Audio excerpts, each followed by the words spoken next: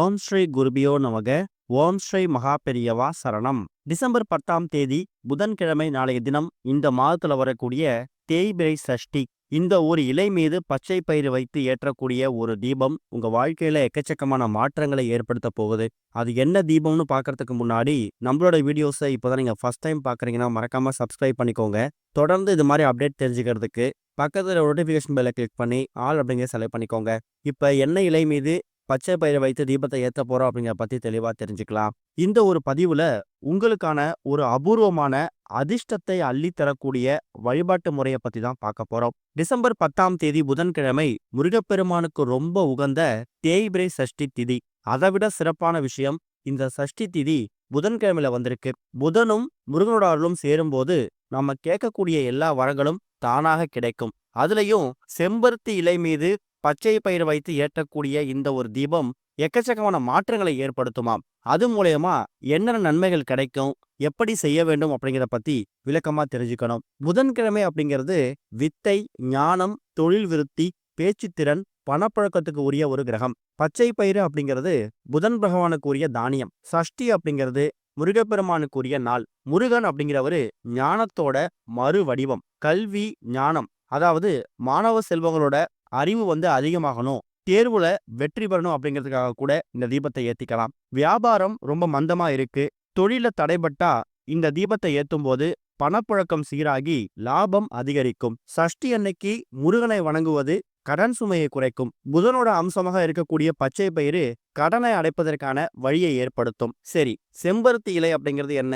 செம்பருத்தி இலை நேர்மறை ஆற்றலை ஈர்க்கக்கூடிய தன்மை கொண்டது. எல்லா விதமான தடைகளையும் நீக்கி நாம தொடங்கக்கூடிய காரியங்கள்ல வெற்றியையும் வேகத்தையும் அதிகப்படுத்துமாம். அப்பேற்பட்ட சஷ்டி திதி டிசம்பர் 9ஆம் தேதி இரவு 8:42 ஆரம்பித்து டிசம்பர் 10ஆம் தேதி இரவு 7:58 வரைக்கும் இருக்கு. எல்லாருமே வளர்பிறை சஷ்டி, அதாவது மாதம் வரக்கூடிய பெரிய சஷ்டிக்கு தான் முக்கியத்துவம் கொடுக்கறாங்க. குழந்தை பாக்கியம் இல்லாதவங்க, திருமணம் அமையாதவங்க பெரிய சஷ்டியை வழிபடலாம். கடன் பிரச்சனை அதிகமா இருக்கு, வீட்டுல எதிர்மறை எண்ணங்கள் அதிகமா இருக்கு, அது எல்லாமே தேய்ந்து போகணும் அப்படிங்கிறவங்க தேய்பிறை சஷ்டிக்கு முக்கியத்துவம் கொடுத்து வழிபாடு செய்யலாம். முதல்ல இந்த தீபத்தை எத்தனை மணிக்கு ஏற்றலாம்? இரவு 7:58, கிட்டத்தட்ட 8 மணி வரைக்கும் சஷ்டி தேதி இருக்கிறதால மாலை ஒரு 6-7 மணிக்கு மேல இந்த தீபத்தை நீங்க ஏற்றலாம். இந்த தீபத்தை ஏத்துறதுக்கு தேவையான பொருட்கள், அதுக்கான அர்த்தங்கள். முதல்ல இலை, கிழிபடாத ஒரு அழகான செம்பருத்தி இலையை நீங்க தயார் செஞ்சு வச்சுக்கணும். இது தடையை நீக்கி வேகத்தை அதிகப்படுத்தும். ஒரு கைப்பிடி அளவு பச்சை பயிறு, புதன் பகவானோட அருளையும் பணவசியம், தன சேர்க்கை, இது ரெண்டுத்துக்கும் பயன்படுத்தக்கூடியது பச்சை பயிறு. விளக்கு அப்படின்னு பாத்தீங்கன்னா எல்லார் வீடுகள்லையும் இப்ப கார்த்திகை தீபம் முடிஞ்சு கண்டிப்பா மண் அகல் விளக்கு வைத்திருப்பீங்க. அதுல ஒரே ஒரு மண் அகல் விளக்கை நீங்க பயன்படுத்திக்கலாம். எண்ணெய் அப்படிங்கிறது நீங்க நெய் தீபம் ஏத்தினாலும் சரி, தீப எண்ணெய் நல்லெண்ணெய் ஊற்றி ஏத்தினாலும் சரி, அது உங்க விருப்பம் தான். நெய் தீபம் உகந்தது. அடுத்ததா பஞ்சு திரி, அப்படி இல்லைன்னா தாமரை தண்டு திரி.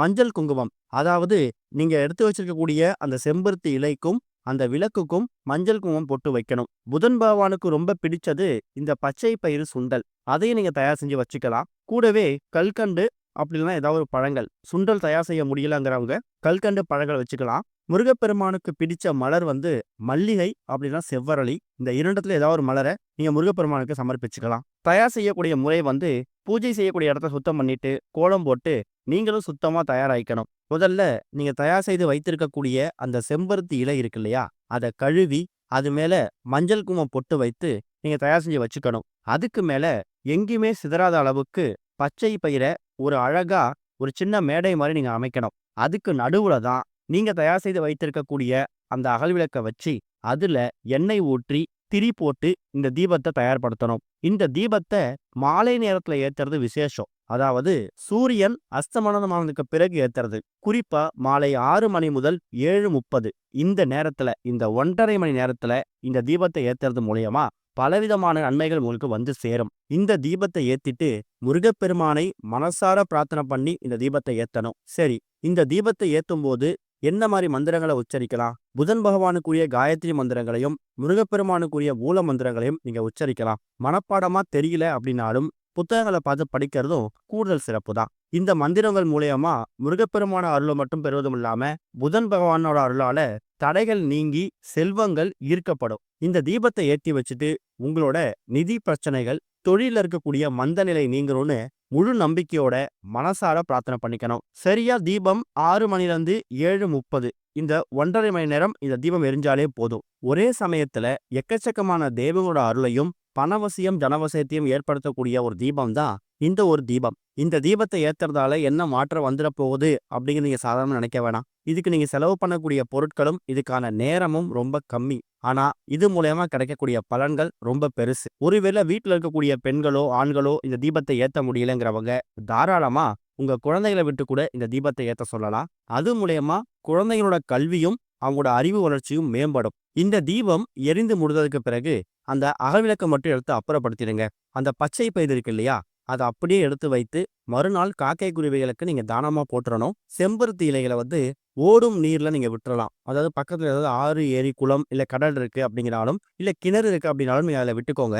அப்படி அதுக்கு சந்தர்ப்பம் இல்லாதவங்க பூஜை அறையில வைத்திருக்கக்கூடிய அந்த காய்ந்த பூக்கள் இருக்கு இல்லையா, அதை மொத்தமா சேகரிச்சு எங்கேயாவது போய் போடுவீங்கல்ல, அந்த நேரத்துல கூட இந்த செம்பருத்தி இலையை நீங்க சேர்த்து வைத்து தண்ணியில விட்டுக்கலாம். புதன் பகவான் அப்படிங்கிறவரு புத்தி காரகன், ராஜயோக செல்வ செழிப்பை ஏற்படுத்தக்கூடியவர். நவகிரக ஸ்தலங்கள்ல புதன் பகவானுக்கு திருவங்காட்டுலாம் ஸ்தலம் இருக்கு. அங்க போனீங்கன்னா புதன் பகவானுக்கு 18 எண்ணிக்கையில பச்சை பயிறு தீபத்தை ஏத்த சொல்லுவாங்க. அதாவது அவங்க என்ன சொல்லுவாங்கன்னா, பச்சை பயிறு அந்த அகல் விளக்கு இருக்கு இல்லையா, அந்த அகல் விளக்குல எண்ணெய் ஊற்றும் போது அந்த எண்ணெயோட குழி பகுதி இருக்குல்ல, அகல்விளக்கோட குழி பகுதி, அதுல ஒரு 1/2 ஸ்பூன்ல 1 ஸ்பூன் பச்சை பயிரை போட்ட தீபத்தை ஏத்த சொல்லுவாங்க. அது மூலயமா புதன் தோஷம், புதன் கிரக தோஷம் நீங்கி ராஜயோக செல்வ செழிப்பு ஏற்படும். இந்த புதன் தோஷத்தால ஏதாவது காரிய தடை இருந்தா கூட அது விலகிடும் அப்படிங்கிறது தான் நம்பிக்கை. தொழில முன்னேற்றம் இல்ல, கணவரோ மனைவியோ ஒரே வேலையை ரொம்ப வருஷமா பார்த்துக்கிட்டு இருக்காங்க, ஒரு சரியான முன்னேற்றம் இல்லை அப்படிங்கிறவங்களும் இந்த தீபத்தை ஏத்தலாம். அதுக்கு மாற்று வழியா அந்த குழிப்பகுதியில பச்சை பயிரை போட்டு தீபம் ஏத்தாம செம்பருத்தி இலை மீது, அதாவது காரியத்தடை நீக்கியாக இருக்கக்கூடிய அந்த செம்பருத்தி இலை மீது பச்சை பயிரை வைத்து அது மேல அகலுக்கு வைத்து தீபம் ஏற்றும் போது எல்லா தெய்வங்களோட அருளும் உங்களுக்கு சேர்ந்து பெற முடியும். இந்த தீபம் வெறும் தீபம் மட்டும் கிடையாது, நீங்க வைக்கக்கூடிய ஒரு பெரிய நம்பிக்கை. கலியுக தெய்வமாக இருக்கக்கூடிய முருகப்பெருமானை நினைத்து புத்திகரகனாக இருக்கக்கூடிய புதன் பகவானையும் சேர்த்து இந்த தீபத்தை வைக்கும்போது எக்கச்சக்கமான மாற்றுதலை ஏற்படுத்தும். நீங்க நம்பிக்கையோட பண்ணணும். நடக்குமோ நடக்காதோ அப்படின்னு யோசிக்காம நிச்சயம் இந்த தீபத்தால என் வாழ்க்கையில எக்கச்சக்கமான மாற்றங்கள் ஏற்படும் அப்படிங்கிற நம்பிக்கையோட பண்ணுங்க. ஒரு மாதமும் இந்த தேய்பிரை சஷ்டி இல்ல வளர்பிரை சஷ்டி அப்படிங்கிறது புதன்கிழமெல்லாம் வரும்னு சொல்ல முடியாது. முடிஞ்சா எந்தெந்த மாதங்கள்லாம், இப்ப உதாரணத்துக்கு நாளைய தினம் டிசம்பர் 10ஆம் தேதி புதன்கிழமையில வந்திருக்கக்கூடிய சஷ்டி அன்னைக்கு இந்த தீபத்தை ஏத்துறீங்கன்னா, அடுத்ததா வரக்கூடிய வளர்பிறை சஷ்டி இல்ல தேய்பிரை சஷ்டி எதுவா இருந்தாலும் பரவாயில்ல, எந்தெந்த மாதங்கள்லாம் இது புதன்கிழமையில வருதோ அந்தந்த மாதங்களுக்கு ஏத்த மாதிரி தொடர்ந்து 6 புதன்கிழமை வரக்கூடிய சஷ்டிகள்ல இந்த தீபத்தை நீங்க ஏற்றி வைக்கலாம்.